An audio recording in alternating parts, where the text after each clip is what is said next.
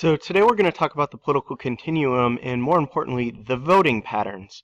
In our previous lesson, we looked a little bit at how people voted based on ideology, based on the issues. We looked at who would be a radical, liberal, a conservative, or a reactionary based on issues. Today we're going to look at generally how what demographics can tell us about voting patterns.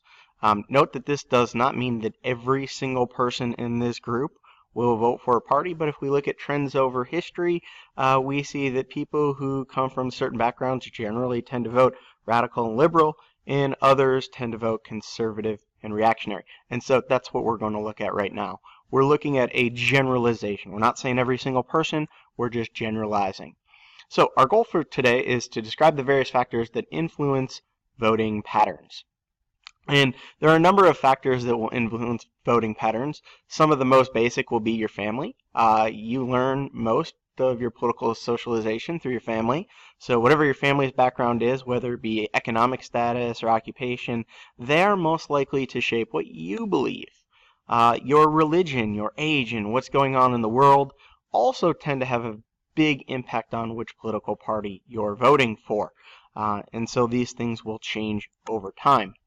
We said that generally speaking, if we look at Americans, roughly about 30% of Americans are conservative and will vote conservative in every election.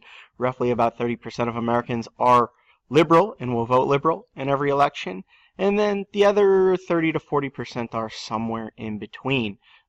They are either considered moderates or independents, and basically they swing from election to election trying to figure out who they're going to vote for. That is who political parties generally tend to target when it comes to elections. We know the conservatives will always vote conservative and the liberals will always vote conservative, so it's how do we get that middle 30 to 40%.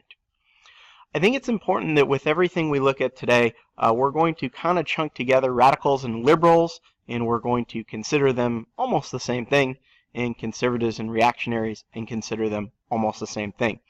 We know that obviously there are differences between radicals and liberals and conservatives and reactionaries, but generally speaking, people with a certain set of demographics generally tend to vote either on the left or the right-hand side of the spectrum.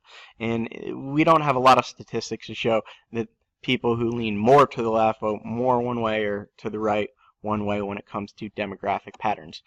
So generally speaking, when we're talking about young people, we're usually talking about people who would vote for radicals and liberals. They would vote on the left-hand side of the spectrum. On the other hand, the older you get, the more likely it is that you're going to want to go back to the good old days and you're going to vote on the conservative side of the spectrum. And we see this in the last election. 60% of people between the ages of 18 and 29 voted on the left, with only 37% on the right. On the other hand, ages 65 or older, 56% voted for the right, with only 44% on the left. Gender. Generally speaking, women tend to vote more towards the left, and men tend to vote slightly more towards the right. Now, this is not a major one. There are certainly plenty of women who vote for conservatives and plenty of men who vote for many men who vote for liberals. On the other hand, if we look at the statistics, last election, 52% of men voted Republican versus 45% Democrat, and then women, 55% Democrat, 44% Republican. And if you're looking at those numbers and you're saying, well, they don't quite add up, keep in mind that some people vote independent or for third-party candidates, and so that's kind of what we're going to look at with that. So if you're wondering why the numbers don't add up perfectly, a lot of that has to do with third-party or minor party votes.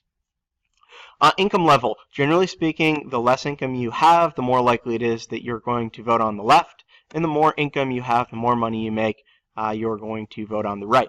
And a lot of this has to do with views on taxes and welfare and issues like that, but by and large, we see that in the last election, 59% of people making less than $50,000 a year voted for Barack Obama versus 33% for Mitt Romney. On the other hand, 52% of people making $100,000 or more voted for Mitt Romney. Only 39% voted for Barack Obama. When it comes to the type of job you have, we often generalize the type of jobs people have. We call people who have blue-collar jobs. Blue-collar workers are people who work in the factories, work on the line, or do the brunt of more sometimes what we call dirty work, dirty jobs, as the TV show used to be.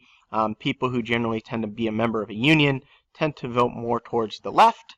And people who have white-collar jobs, people who have office jobs or management jobs, generally tend to vote more towards the right. Race has a big factor in who you vote for. So minorities generally tend to lean more towards the left, while white voters tend to lean more towards the right. And again, this is not saying that minorities don't vote for the right or that white people don't vote for the left, because certainly they do.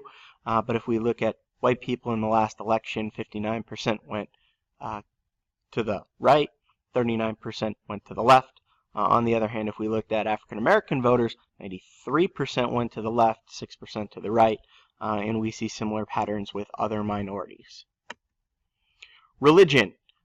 Again, not the be-all end-all, but generally speaking, people who are Catholic generally tend to vote more towards the left, although this is changing. A lot of that has to do with John F. Kennedy being the first Catholic president. A lot of Jewish people generally tend to vote towards the left. And people who come from the Protestant or evangelical background, so Christianity basically that's not Catholic. When we think about people like Baptist or non-denominational Christianity, those people generally tend to lean more towards the right. And we can see that in the last election. We can see a majority of evangelical voters voted for the Republicans. On the other hand, a majority of Jewish voters voted for the Democrats. Catholics, somewhere slightly more towards the Democrats, but a pretty even number. And if we want to break it down by all kinds of different issues, whether it be race, whether it be income, gender, you can look at this chart, you can pause it and take a look issue by issue, demographic by demographic, and see who generally tends to vote for who. When it comes to the most recent election in 2016, we don't have all the numbers yet, but if we look at the 2012 election, again, we can see roughly the same patterns emerging when it comes to race and gender. Other things, where you live in the country probably has a big factor in shaping your ideology, mostly because that has a big factor in shaping who your neighbors are. People who live in the Northeast or the Midwest or the West Coast, so people in the Northeast, places like Boston or New York, generally tend to vote more liberal. People who tend to be on the extreme West Coast, places like California and Oregon, generally tend to vote more liberal, and even parts of the Midwest are leaning slightly liberal these days. On the other hand, people in the South and in the West generally tend to vote conservative in most elections. And if we look at the Electoral College Map, we can see this. You can look at the map of 2000. We can see majority of people in the South and the West, other than the extreme West Coast, generally tended to vote for Republican, and everybody else, Northeast, Midwest, extreme West Coast, generally tended to vote for Democrat. Same thing happens in 2008. We see almost the same pattern emerging. If we fast forward to 2012, same pattern emerges. 2016, a little bit different, but generally speaking, the same pattern emerges. In 2016, it seems that many of the Midwestern voters did vote for President Trump, but other than that, we see the patterns kind of take their course. The same patterns that we've seen over and over again, based on where people live in the country, generally tends to impact who they will vote for. Looks a little bit different at the county by county result, and if you're wondering, well, if there are so many red counties, how do Democrats ever win elections? Keep in mind that most of the counties that are going Democrat are the larger counties, and there are a whole lot more people living in those counties. So that would impact that. Again, another Electoral College Map. Check it out. And this is how Michigan voted. Again, same thing. We know that Michigan went slightly towards Donald Trump in the election, but if we look at county by county, definitely very much towards Donald Trump. On the other hand, the counties that did vote for Hillary Clinton tended to be the larger counties. So to kind of explain this phenomenon in America, we look at red versus blue. 5. The news media like to depict the states as red or blue, but the map is really closer to purple.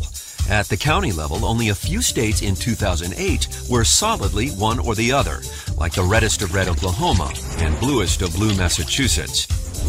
Even historically red Virginia is turning purple. How do you know which way Virginia will vote? Go with your gut. And that's all we have for today. Give you a good idea of what the voting patterns looked like. Next, we'll start to look at other factors that influence the election, things like political parties, interest groups, other ways of participating in politics. Well, that's all we have for today. In our next episode, we're going to look at other ways, other things that influence political participation, and then we'll take a little bit of a look at other groups that you can join in ways of influencing politics other than voting. Hope you have a great day.